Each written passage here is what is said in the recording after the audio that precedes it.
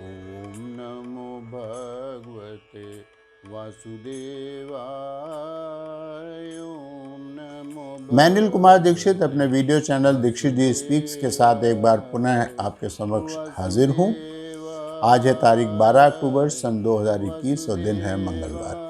अपने वीडियो में मैं अपने सभी श्रोताओं और दर्शकों का स्वागत करता हूँ, उन्हें प्रणाम करता हूँ। हम आपके सामने भक्त श्रृंखला के अंतर्गत श्रीमद् भागवत पुराण के अध्याय सारांश रूप में प्रस्तुत कर रहे हैं। हम अभी तक कथा को 61 भागों में प्रस्तुत कर चुके हैं। आज हम कथा का 62वां भाग प्रस्तुत करने जा रहे हैं। 61वें भाग में हमने 8वें स्कंद के अध्याय 18 से लेकर के 23 तक की कथा प्रस्तुत करेंगे। तो हम श्री हरि के नाम के साथ कथा को प्रारंभ करते हैं। ओम नमो भगवते वासुदेवाय नमः। सुखदेव जी ने बताया कि भाद्रपद के शुक्ल पक्ष की द्वादशी को ठीक दोपहर के समय भगवान अदिति के सामने भौतिक रूप से प्रकट हो गए। चारों भुजाएं थी उनकी, सिर के ऊपर मुकुट था, सुंदर छवि थी, स्वर्ण आभूषणों से जड़ित उनका पूरा शरीर था। चारों हाथों में शंख चक्र गदा और पद्म लिए हुए थे, पीतांबर वस्त्र पहने हुए थे। उनको देखते ही अदिति उनके चरणों के ऊपर लौट गईं और अपने को धन्य धन्य कहने लगी। इसी प्रकार कश्यप मुनि ने भी जैसे ही भगवान के दर्शन किए वैसे ही वो उनके सामने नतमस्तक हो गए, साष्टांग उन्होंने उनको प्रणाम किया। और उनके देखते ही देखते भगवान ने वामन ब्रह्मचारी का रूप धारण कर लिया। उसके बाद अनेक महर्षियों ने उनके सभी संस्कार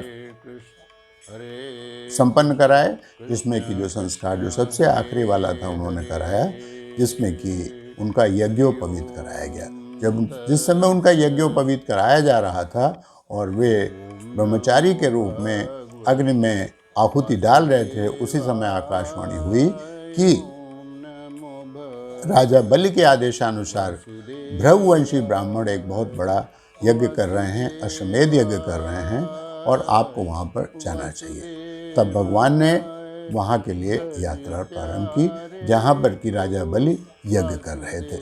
जब भगवान बलि की यज्ञशाला में पहुँचे तो राजा बलि ने उनको, वामन अवतार रूपी भगवान को, बहुत ही आदर सम्मान के साथ आसन पर बैठाया और उनसे पूछा कि बताइए महाराज, हम आपकी क्या सेवा कर सकते हैं? आपको जिस चीज़ की इच्छा हो वो हम आपको देंगे।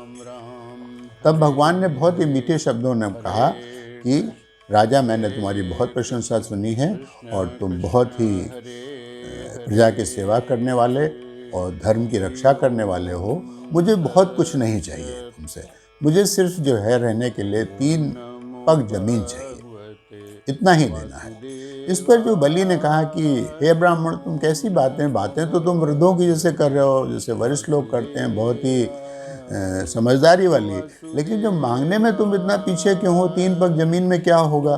फिर जब तुम मांग ही रहे हो तो फिर कुछ अच्छा मांग लो, फिर बाद में तुम कहोगे कि बलि ने कुछ हमको दिया नहीं है।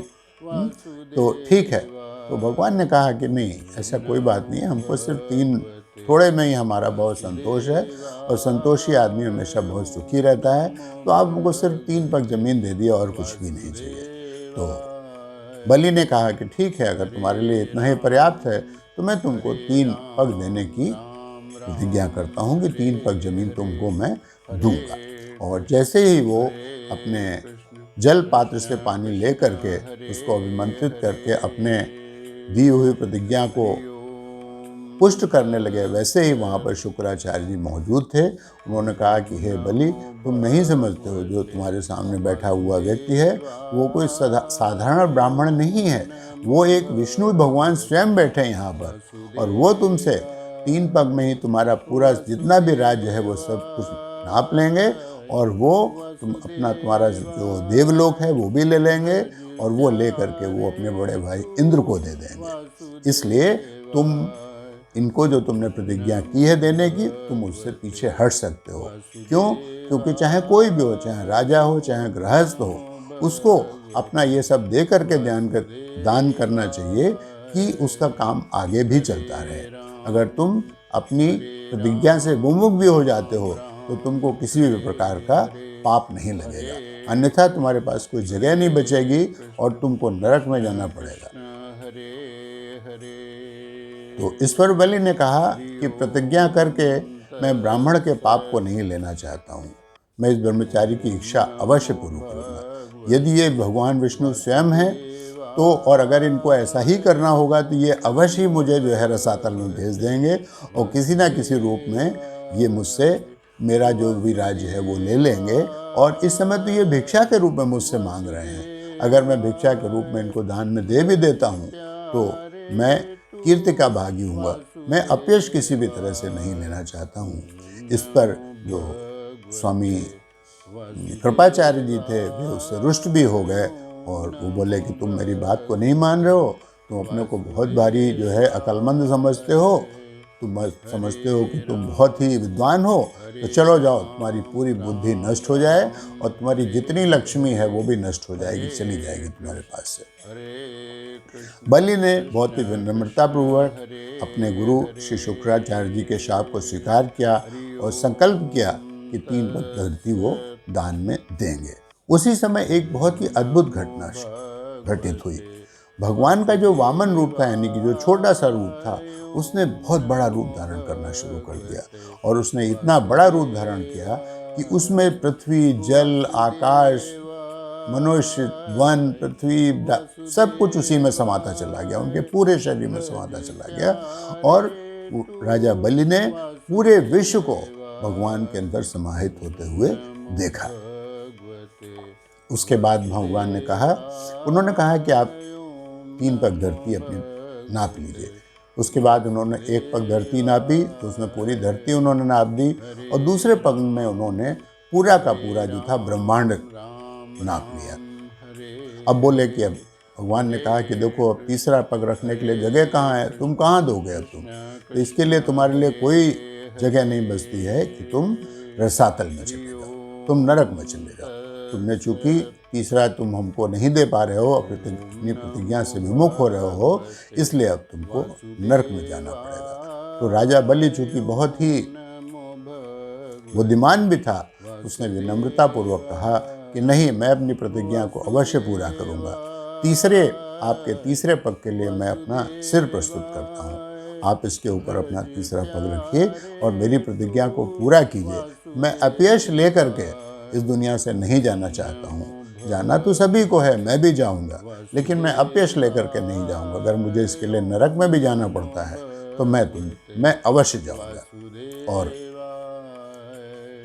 इसी बीच में क्या हुआ कि जब उनको धरती वो देने लगे सारी, तो उनके जो बाकी देते थे उन्होंने आपस में बातचीत की और उन्होंने कहा कि देखो ये तो बलि तो जो हैं इस समय बैठे हुए हैं यज्ञ में, वो किसी की बात सुन नहीं रहे हैं, तो ये जो मायावी विष्णु हैं हम लोगों को इनको मारना चाहिए और इनको यहाँ से भगा देना चाहिए। तो उन्होंने भगवान विष्णु के ऊपर आक्रमण कर दिया। जब भगवान विष्णु के ऊपर उन्होंने आक्रमण किया तो जो भगवान के साथ आए हुए पार्षद थे उन्होंने उनके साथ युद्ध करना शुरू कर दिया।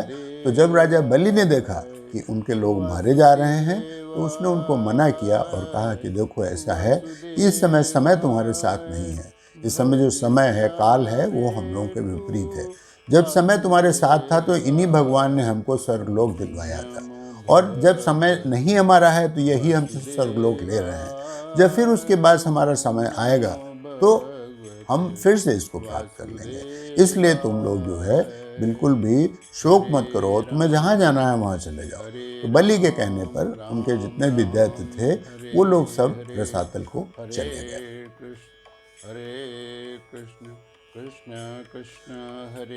उसके बाद जब भगवान ने उसके तीसरा पैर रखा तो वो उसके सिर पर रखा। इस तरह से उनकी प्रतिज्ञा पूरी हुई। तो उन्होंने कहा कि देखो, भगवान ने बलि से कहा कि तुम जो है, मैं तुम्हारी बातों से प्रसन्न हूँ, तुमने अपनी प्रतिज्ञा पूरी की है, तुम दैत्य जरूर हो लेकिन इसके बावजूद तुम में जो है अच्छाइयाँ भी बहुत सारी हैं, इसलिए मैं तुमसे प्रसन्न हूँ और तुमको मैं एक ऐसा राज्य देता हूँ जिसके लिए कि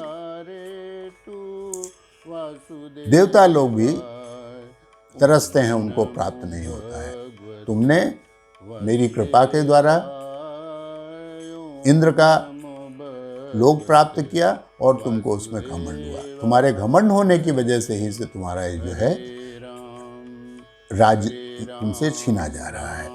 तभी वहाँ पर उनकी स्त्री भी आ गई, उसने भी उनको भगवान को प्रणाम किया और कहा कि महाराज जो भी आपकी आज्ञा होगी हम उसको शिरोधार्य करेंगे। उसके बाद प्रहलाद जी आ गए जो उनके पितामह थे, उन्होंने भी उनकी पूजा अर्चना की भगवान की और उसके बाद बलि ने भगवान का भली पूर्वक कहा कि महाराज आप जहाँ भी हमको भेजेंगे हम वहाँ पर जाने के लिए तैयार हैं।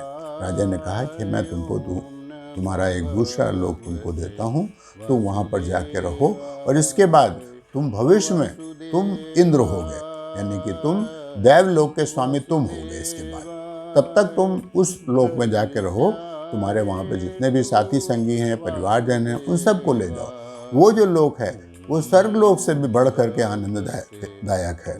और जब तुम देवताओं की सानिध्य में रहोगे तो तुम्हारा जो ऐश्वर्यपन है, जो तुम्हारे जो राक्षसी प्रवृत्ति है, वो भी तुम्हारी चली जाएगी, जिससे कि तुम्हारा कल्याण होगा। इसके बाद जब उसके सामने वहाँ पर वो आए तो जब भगवान ने बलि से इस प्रकार से कहा तो बलि की आंखों में आंसू आ गए, वो रोने लगा, कहने लगा भगवान उसको क्या किया था। बीच में जो वरुण थे, जो गरुड़ थे, उन्होंने वरुण नामक रस्सी से उसको पूरे बलि को बांध दिया था। तो उनका भगवान मैं तो आपको प्रणाम भी नहीं कर पा रहा हूँ ठीक से, तो मैं तो सिर्फ दूर से ही आपको प्रणाम कर पा रहा हूँ, आपने जितना उपकार मेरे ऊपर किया है। तो जैसे उन्होंने कहा तो भगवान की माया से उसके सारे बंधन खुल गए। उसने भगवान को प्रणाम किया और उसके बाद उन्होंने कहा कि प्रहलाद जी आप भी जो है अब आप सुतल की तरफ चले जाइए, जहाँ पर तुम्हारा ये जो प्रपौत्र है वहाँ जिसको मैंने दिया है वहीं पे जा करके आप अपने स्वजनों के साथ वहाँ पे आराम से रहिए। और उसके बाद भगवान इंद्र के लाए हुए विमान पर बैठ करके अपने लोक के लिए प्रस्थान करेंगे। इसी के साथ अष्टम स्कंद के 23वें अध्याय की कथा पूर्ण हुई है। आगे की कथा हम अपने अगले वीडियो में प्रस्तुत करेंगे। तब तक के लिए हमें आज्ञा दीजिए। प्रभु का नाम लेकर के जय श्री राम, जय श्री कृष्ण हम आपको प्रणाम करते हैं और अगले वीडियो में हम फिर आपके सामने प्रस्तुत होंगे। नमस्कार।